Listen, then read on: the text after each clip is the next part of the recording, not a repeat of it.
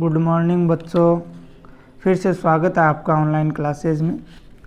जैसा कि सभी को पता है, हम चैप्टर नंबर 5 में ही अभी घुसे हुए हैं। 5 नंबर चैप्टर थोड़ा सा बड़ा है, 4 नंबर भी काफ़ी बड़ा था, लेकिन आपका सिलेबस ज़्यादा बड़ा नहीं है। हम आराम से एक एक टॉपिक को है हर वीडियो के अंदर कंप्लीट करेंगे। आज का जो मुख्य टॉपिक रहेगा, पीछे का जो टॉपिक था पत्ती, वो कंप्लीट हो चुका है। आज का मुख्य जो टॉपिक रहेगा वो है पुष्पक्रम। क्या है? पुष्पक्रम। इंग्लिश में अगर बात करें तो इसको बोला जाता है इनफ्लोरेसेंस बोला जाता है। पुष्पक्रम की बात करेंगे और इम्पोर्टेंट भी है, क्योंकि बहुत सारी परीक्षाओं के अंदर इसको पूछा जाता है इसके बारे में। तो सबसे पहले हमें इसकी परिभाषा जानना बहुत ज़रूरी है। पुष्पीय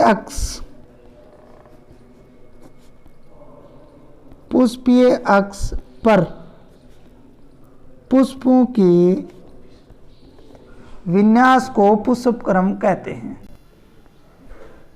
तो पुष्पीय अक्ष पर पुष्पों के विन्यास को क्या कहा जाता है? कि विन्यास को क्या कहा जाता है? पुष्पक्रम कहा जाता है। पुष्पक्रम कहा जाता है। देखिए, इसको समझने की कोशिश करें कि पुष्पीय अक्ष क्या होता है। सबसे पहले तो हमें ये समझना ज़रूरी है कि पुष्प जो है क्या है? पुष्प एक रूपांतरित प्रवाह होता है। हम आगे भी पढ़ेंगे पुष्प के बारे में, लेकिन यहाँ पे आपको बता देता हूँ। रूपांतरित प्रवाह का मतलब है एक प्रकार का क्या होता है? तना ही होता है, जिसके शीर्ष पर प्रवाह जो है, उसके शीर्ष पर आपको पता है उसका एक्स होता है। पुष्पीय एक्स क्या होता है? एक्स होता है। और इस एक्स पर क्या लगते हैं? पुष्प लगते हैं। इस प्रकार से एक्स होते हैं, इन पर क्या लगते हैं? पुष्प लगते हैं। और इसके विन्यास को ही हम क्या बोलेंगे? पुष्पक्रम बोलेंगे। इस विन्यास को ही हम क्या बोलेंगे? पुष्पक्रम बोलेंगे। पुष्पीय अक्ष पर पुष्पों के विन्यास को ही क्या कहा जाता है? पुष्पक्रम कहा जाता है। पुष्पक्रम जिस शाखा पर पुष्प लगते हैं, भाई ये तो विन्यास हो गए। अब जिस शाखा पर पुष्प लगते हैं,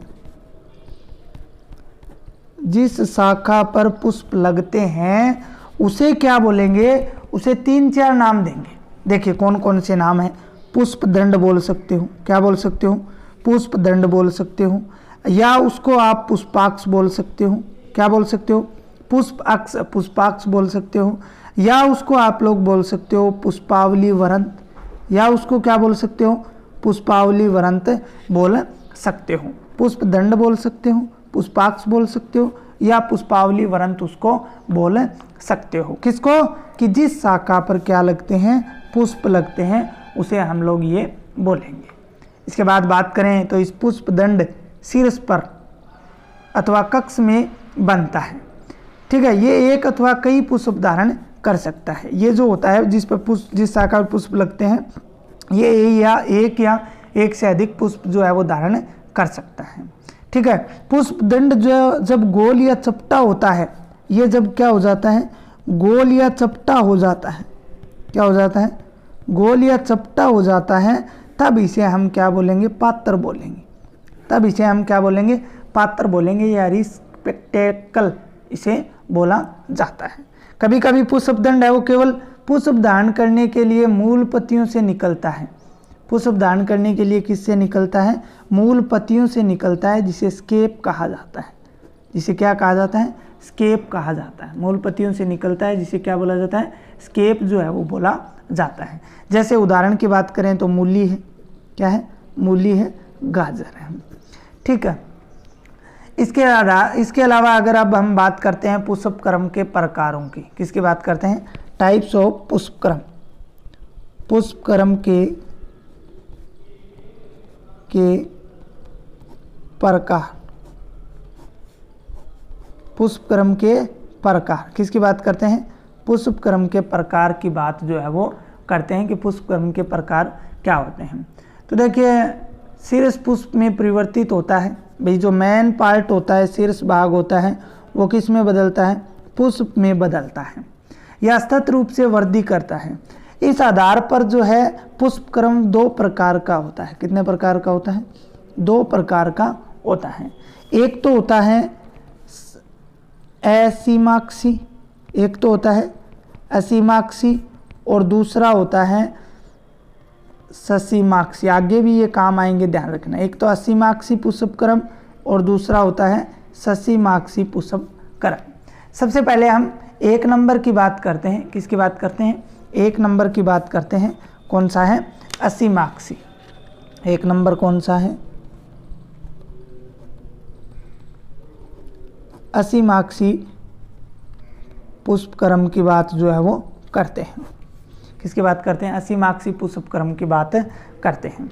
देखिए इसमें क्या होगा, मुख्य अक्ष जो है, मेन अक्ष जो है, मेन एक्सिस जो है, मुख्य अक्ष जो है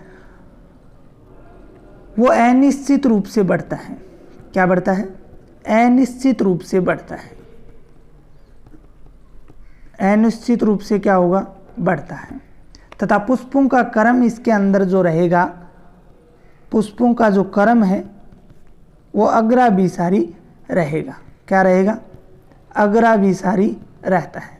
साथ में पुष्पों का क्रम क्या रहता है, मेन एक्सिस है वो अनिश्चित रूप से बढ़ता जाता है और पुष्पों का क्रम है वो अग्राभिसारी अनुक्रम में रहता है, जिसे हम क्या बोलेंगे, असीमाक्षी पुष्प क्रम कहा जाता है। अगर हम डायग्राम की बात करें, इसमें मान लीजिए ये तना है, इसके ऊपर ये यहाँ लग गया, ये यहाँ लग गया, इस प्रकार से अग्राभिसारी क्रम में जो है पुष्प जो है वो लगे हुए रहते हैं, इस प्रकार से। समझ गए बात। तो ये किसका प्रकार होता है, असीमाक्षी पुष्प क्रम का प्रकार होता है। दूसरा हम बात करते हैं ससीमाक्षी। 2 नंबर बात करते हैं ससीमाक्षी पुष्प क्रम। ससीमाक्षी पुष्प क्रम की जो है वो बात करते हैं। देखिए ससीमाक्षी पुष्प क्रम की बात करते हैं, असीमाक्षी की हमने कर ली। इस प्रकार के पुष्प क्रम में पुष्प क्रम अक्ष है वो सीमित वृद्धि वाला होता है। क्या होता है, मेन एक्सिस है वो क्या है, सीमित वृद्धि वाला होगा। अनिश्चित रूप से वृद्धि तो यहाँ हो रही थी, यहाँ पर सीमित वृद्धि होगी।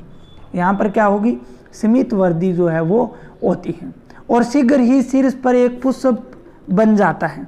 शीघ्र ही उस पर क्या बन जाता है, अक्ष पर एक पुष्प बन जाता है। उसके बाद में जो वृद्धि है वो क्या हो जाती है, रुक जाती है। वृद्धि है वो क्या हो जाती है, रुक जाती है और शीर्ष पुष्प के नीचे से शाखाएं निकलती हैं।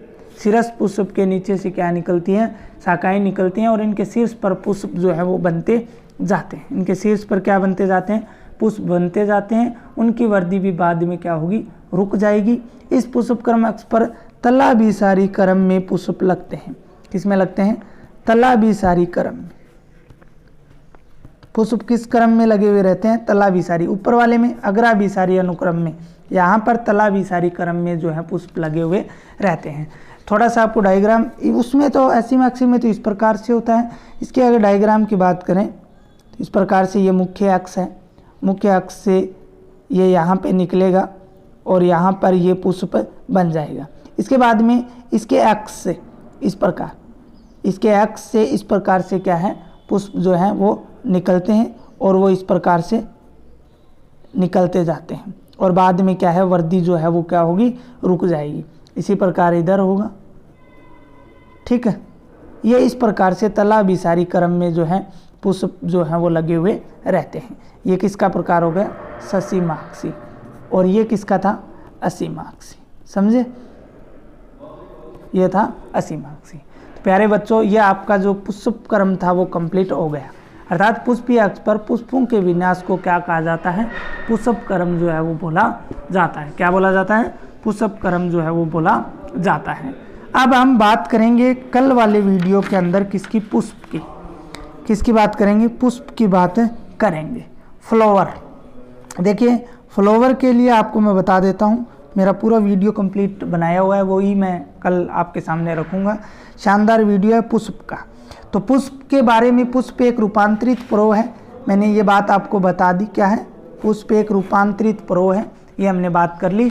और जो आवर्तबीजी पादप हैं जिन्हें पुष्पी पादप भी कहा जाता है, आवर्तबीजी पादपों को क्या कहा जाता है?